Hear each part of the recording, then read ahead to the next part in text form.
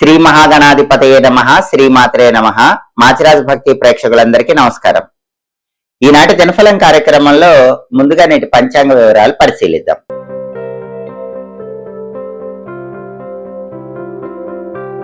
ఫిబ్రవరి 20 శుక్రవారం దినఫలాన్ని పరిశీలిస్తే తదియ తిథి మధ్యాహ్నం 2:36 వరకు ఉంది. ఆ తర్వాత సవితి తిథి వచ్చింది. అలాగే ఉత్తరాభాద్ర నక్షత్రం రాత్రి 8:05 వరకు ఉంది. శుక్రవారం ఉత్తరాభాద్ర నక్షత్రంతో కలిసి వస్తే ధ్వజయోగం ఉంటుంది. ఈ ధ్వజయోగం కార్యసిద్ధిని కలిగింపజేస్తుంది. అంటే 12 రాశుల వాళ్ళు ముఖ్యమైన పని మీద బయటకు వెళ్ళినా, ముఖ్యమైన ప్రయాణాలు చేసినా, ప్రయాణాలు విజయవంతం అయితే పనుల్లో లాభం చేకూరుతుంది, కార్యసిద్ధి ఏర్పడుతుంది. అలాగే రాశి చక్రం చార్ట్ లో గ్రహాల స్టేటస్ తీసుకుంటే శుక్రవారానికి అధిపతైన శుక్రుడు కుంభరాశిలో శనింట్లో మిత్రక్షేత్రంలో ఉన్నాడు. ఇది చాలా అనుకూలం. సినిమా, టీవీ రంగాల్లో, సంగీత నాట్య రంగాల్లో కొత్త అవకాశాల కోసం చేసే ప్రయత్నాలు అనుకూలిస్తాయి. అలాగే భార్యాభర్తల మధ్య గొడవలు చర్చల ద్వారా పరిష్కరించుకోవడానికి కూడా శుక్రుడి మిత్రక్షేత్ర స్థితి అనుకూలిస్తుంది. అలాగే ఉత్తరాభాద్ర నక్షత్రానికి అధిపతైన శని మీనంలో ఉన్నాడు కాబట్టి 12 రాశుల వాళ్ళు కష్టపడి పనిచేస్తే కష్టానికి తగిన ప్రతిఫలం ఖచ్చితంగా లభిస్తుంది. అలాగే నక్షత్ర బలాన్ని బట్టి కొన్ని ముఖ్యమైన పనులు చేసుకోవచ్చు. ప్రధానంగా ఉత్తరాభాద్ర నక్షత్రం ఉంది కాబట్టి ఉత్తరాభాద్ర నక్షత్ర బలాన్ని బట్టి కొన్ని పనులు చేసుకోవచ్చు. ఉత్తరాభాద్ర నక్షత్ర బలాన్ని బట్టి అన్నప్రాసన, నామకరణం, చెవులు గుట్టించడం ఇలాంటి కార్యక్రమాలు చేసుకోవచ్చు. వైద్యులను కలుసుకోవటానికి, వైద్యుల సలహాలు సూచనలు తీసుకోవటానికి ఉత్తరాభాద్ర చాలా మంచి నక్షత్రం. అలాగే తీర్థయాత్రలు చేయటానికి, పుణ్యక్షేత్ర సందర్శనాలు చేయటానికి ఉత్తరాభాద్ర అనుకూలిస్తుంది. అలాగే సర్జరీలు చేయటానికి, చేయించుకోవటానికి కూడా ఈ నక్షత్రం బాగా అనుకూలిస్తుంది. సీమంతం కార్యక్రమానికి, కొత్త ఆభరణాలు ధరించడానికి ఈ నక్షత్రం బ్రహ్మాండమైన నక్షత్రంగా చెప్పుకోవచ్చు. అంతేకాకుండా కొత్తగా వాహనాలు కొనుగోలు చేయడానికి, బండి గాని కారు గాని కొనుక్కోవటానికి, కొత్తగా కొన్న వాహనాలు ఉపయోగించుకోవటానికి కూడా ఉత్తరాభాద్ర బాగా అనుకూలిస్తుంది. ముఖ్యమైన అధికార పదవులు స్వీకరించడానికి కూడా ఈ నక్షత్రం అనుకూలిస్తుంది. మీకు ఎవరైనా ఒక ప్రత్యేకమైన పదవి, హోదా ఇస్తామంటే దాన్ని తీసుకోవటానికి ఉత్తరాభాద్ర చాలా మంచి నక్షత్రం. అలాగే గ్రహదోషాలు ఉన్న వాళ్ళు గ్రహదోషాలు పోగొట్టుకోవటానికి, చెట్లు నాటడానికి కూడా ఈ నక్షత్రం విశేషంగా అనుకూలిస్తుంది.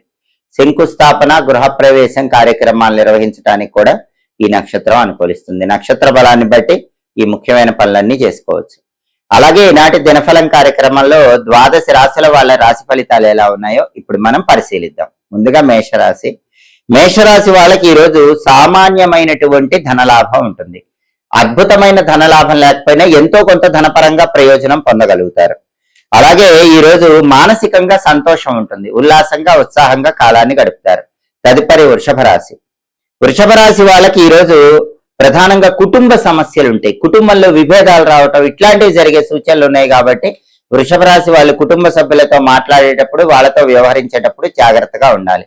తదుపరి మిథున రాశి.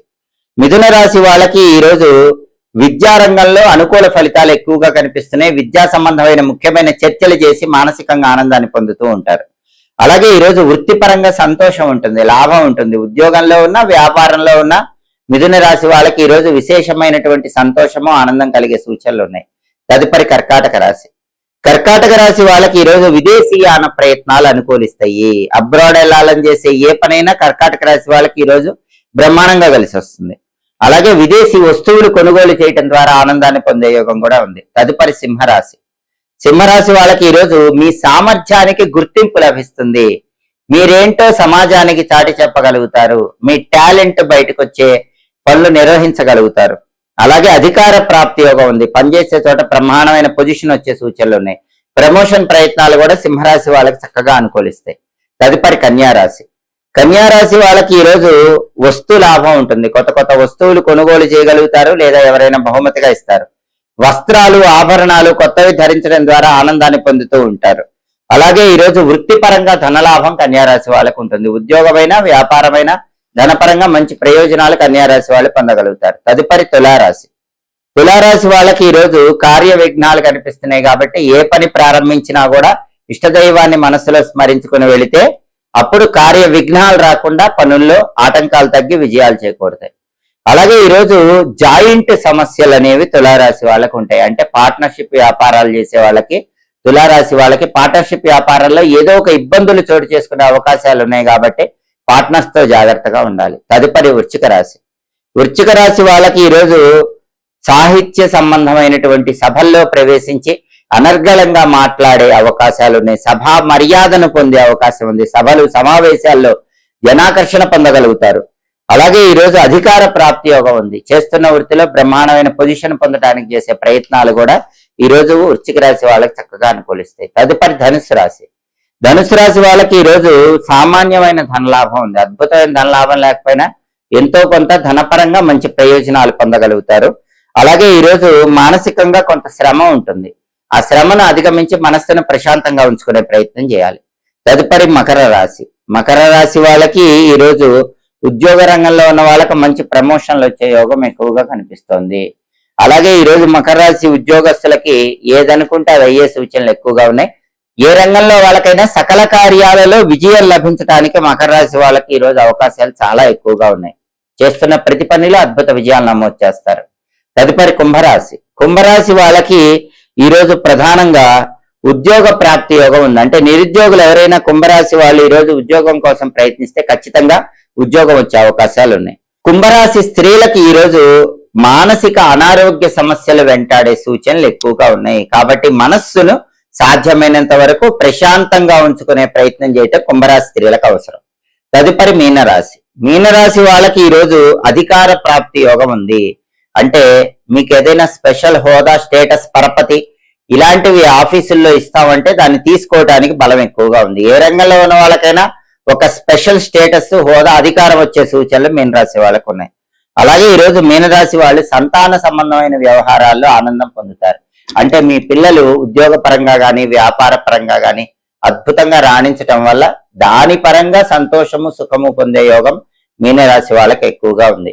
సంతాన సంబంధమైన వ్యవహారాల్లో మంచి ఆనందాన్ని మనసుకు పొందగలుగుతారు. 12 రాశుల వాళ్ళు అనుకున్న పనులు అనుకున్నట్లు దిగ్విజయంగా పూర్తి కావాలంటే ఈ రోజుకి ఒక ప్రత్యేకత ఉంది. అదే సౌభాగ్య గౌరీ తదియ.